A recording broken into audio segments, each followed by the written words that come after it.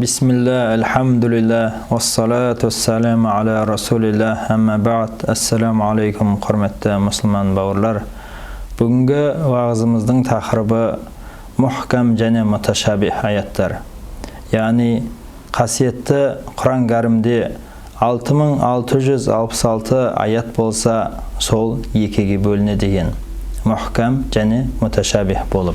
Arab tilinde muhkam so'zi tiyu, bekem, ayqın degan ma'nolarda berетін ihkam degan töbір сөзден шыққан. Al mutashabih so'zining tildik ma'nosi ұқсау, шатасу degan ma'nolarda bildirетін tashabbuh so'zidan туындаған. Ibn Abbas radhiyallohu anhu және көптеген кәлам, яғни ақида ғалымдары muhkam ayatты bir ғана нақты түсінігі бар мәтін деген. Мысал айтатын болсақ, Qul huvallahu ahad, Allahu samad, lam yalid wa lam yulad wa lam yakul lahu kufuwan ahad. Ол Алла жалғыз, Алла мұңсыз, ол тумады да туылмады, әрі оған ешкім тең емес. Міне байқағанымыздай, бұл аятта бір жасырын еш нәрсе жоқ.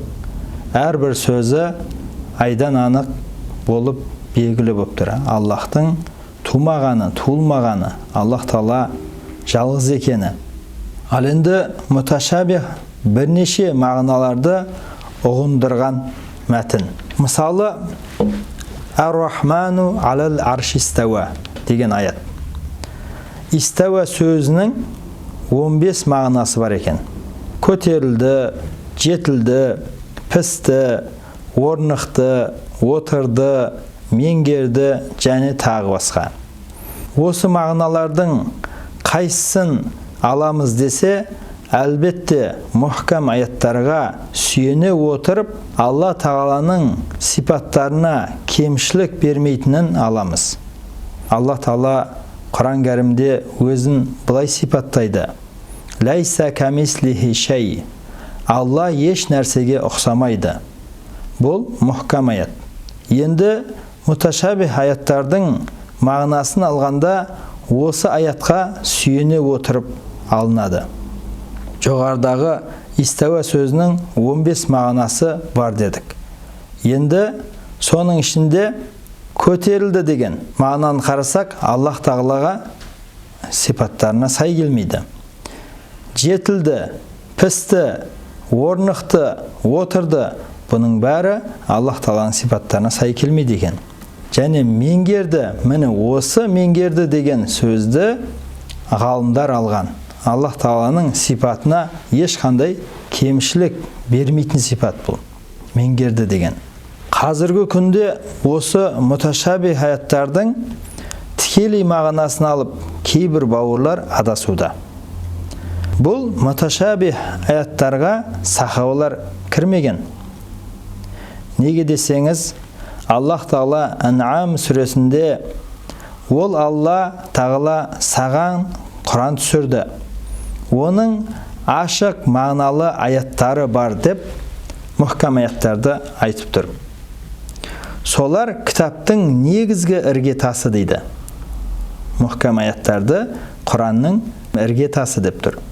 Енді аяттың жалғасында екінші ұқсас ұғымды аяттар бар. Ал жүректерінде қыңырлық болғандар бұзақылық іздеп ұқсас мағыналы аяттардың ұғымын іздестіріп соңына түседі дейді.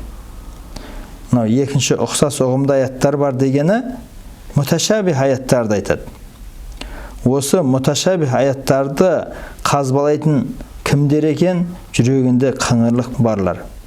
Қазір кейбір бауырларымыз қарасақ, бірінші сөзін осы муташабих аятпен бастайды. Ал Аллах Тағала бұл муташабих аяттарға жүрегінде қыңырлық барғандар кіреді деп тұр.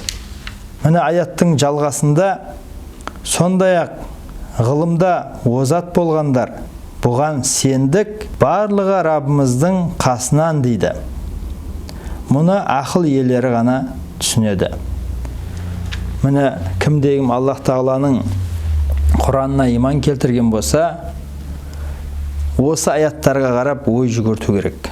Аллах Тағала муташабих аяттарға терең кірмеуге бұйырып тұр. Ғалымдарымыз қалай түсіндірген болса муташабих аяттарды, солай біз оның артынан еруіміз керек екен. Аллах Тағала кімді тура жолға салса, оны ешкім адастырамайды, кімді адастырса, оны ешкім тура жолға саламайды. Аллах Тағала иншалла білімімізді арттырып, осы пайғамбар саллаллаху алейхи вассаламның сенімі болған, және пайғамбар саллаллаху алейхи вассаламның сүйікті сахабалар болған, табиғиндары болған үлкен ғалымдардың артынан жүре беруімізді Аллах Тағала нәсіп етсін. Ва ахиру дa'вана алхамдулиллахи раббил аламин. Амин.